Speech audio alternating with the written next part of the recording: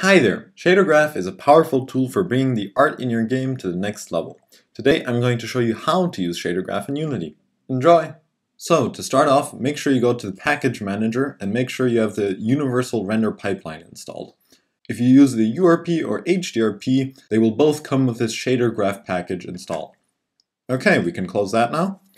Also make sure that you have a universal render pipeline asset like this one here, and also that you've put it in the slot here in the project settings. Now you can think of shaders as if they're smart materials. Normally in Unity you can drag your materials onto whatever your objects are, and then you can change settings on the material. Now shaders are basically a very smart version of that. So let's start by creating a shader graph. We're going to want to go to Create, Shader, Universal Render Pipeline, and then just pick the appropriate shader graph. Right now I'm working with sprites and they are unlit, so I'm going to do the sprite unlit shader graph. I'll just call it the test shader graph. And then what you can do is you can double click this shader graph and it'll open a new window here.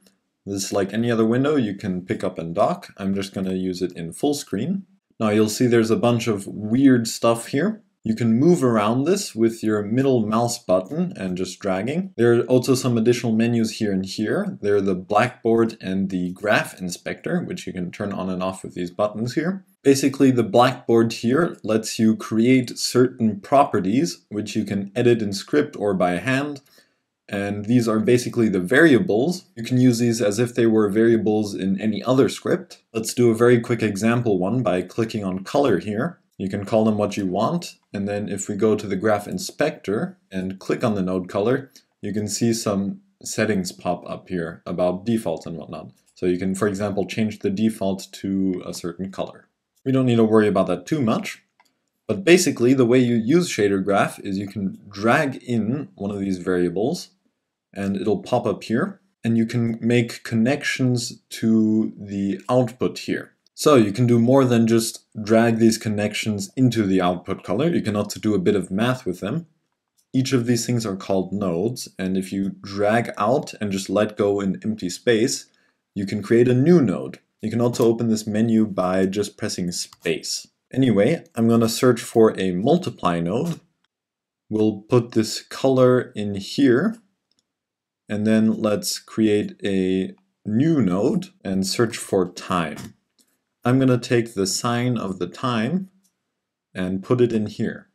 And you'll notice that the color blinks on and off as if it were a sine wave. Now we could put this in the output color and voila, we now have a blinking texture. We could also add any number of variables. Let's say we wanted to increase the frequency. We could add another float here.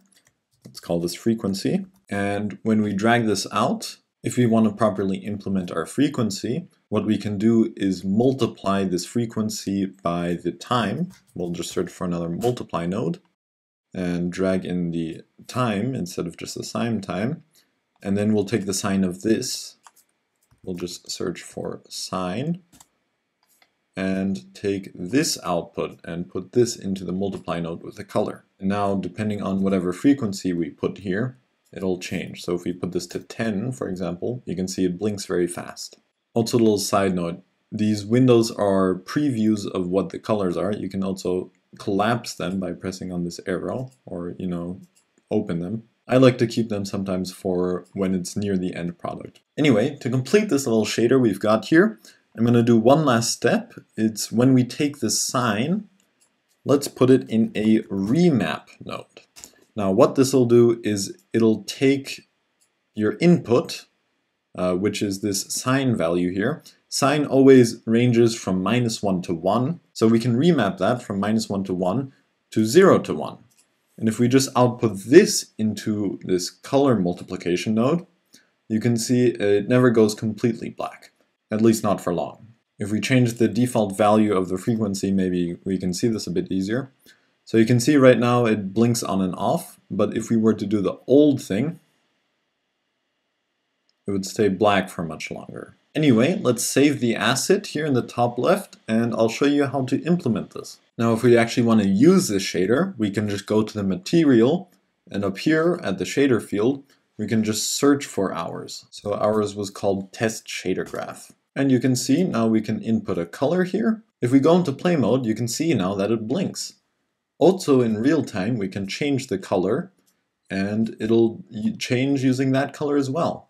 Same with the frequency and all other variables. You can also just right-click and create a material while you're selecting the shader graph, and it'll fill out the shader appropriately. And each of these will of course have their different appropriate values. You can also see it update just in the scene view. You may need to move around the scene, otherwise it'll just pause to save on resources, of course. Okay, those were some simple shaders. Let's make a couple more. So again, go to Create, Shader, and we're using the Sprite Unlit shader because we're using sprites and they are not lit by light. Okay, let's double click on the shader again to open the window. Now I'm just showing you some example shaders that I might use occasionally. But really, with Shader Graph, the sky's the limit. Once you get used to the interface, which is not too complicated, it becomes very easy to create very interesting things. I'm going to create a scrolling background now. So to start, we'll create a time node, and we'll put this time into a tiling and offset node.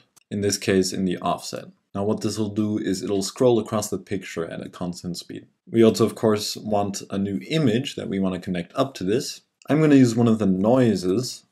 My favorite is the Voronoi noise. You can see here it has these weird bubbles or cells. Now I'm also gonna use a color since it's nice to be able to change this at runtime. Let's just default the color right now to something like green. Anyway, we'll feed the color into a multiply node and multiply it with the cells of the Voronoi noise. And you'll see we get this really cool pattern. This is basically the Voronoi noise without the weird bubbles. You can see if we use out instead of cells, we get the same tinted in a color.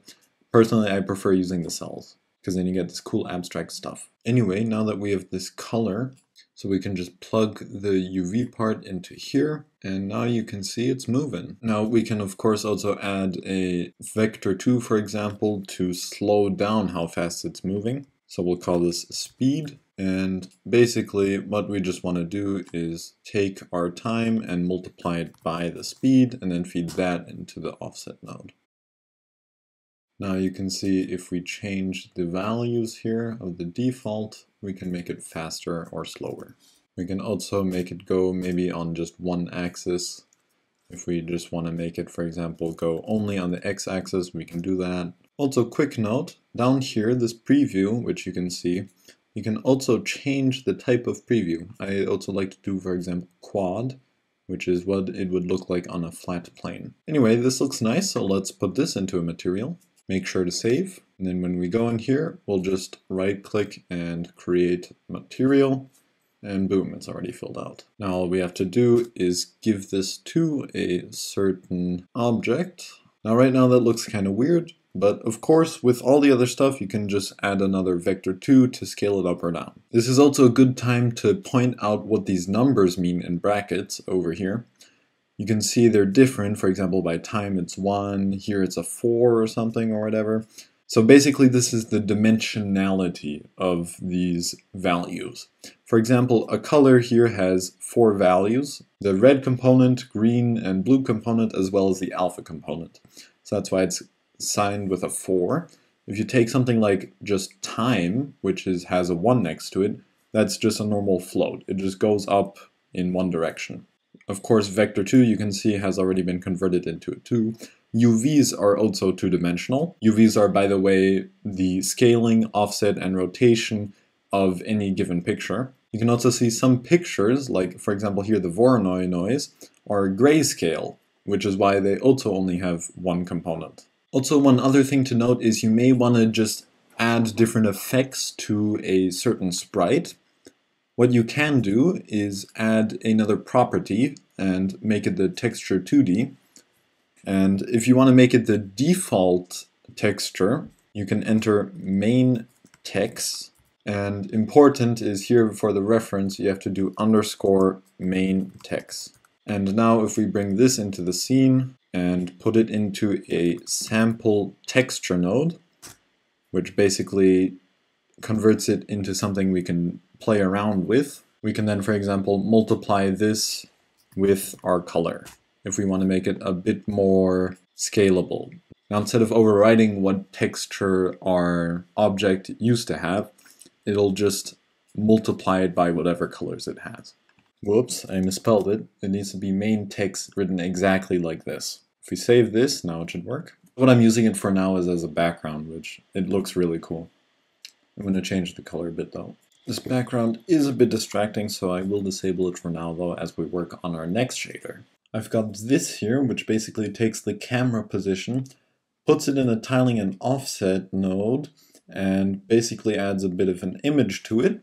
Let's try this out. You can see now when we move the camera, even though the player is still, you can see that the image moves around as if there were like some other layer behind it. Let's switch this out with a texture now. So we take our texture and put it in a sample texture 2D node, add our UV, multiply it by a color, and then put that into the final product. And let's see what we get. You can see we've got the picture, but it looks kind of stretched out when we go too far.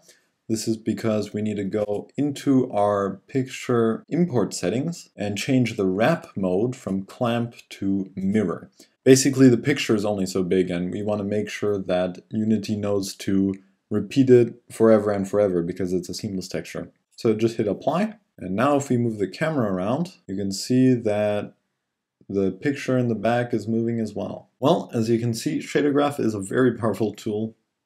The sky's really the limit with this one. But anyway, thank you for watching. I hope you enjoyed the video. If you liked it, hit the like button. If you really liked it, make sure to hit that subscribe button. It helps me out a lot and it's free. That's it. Thanks for watching. I'll see you next time.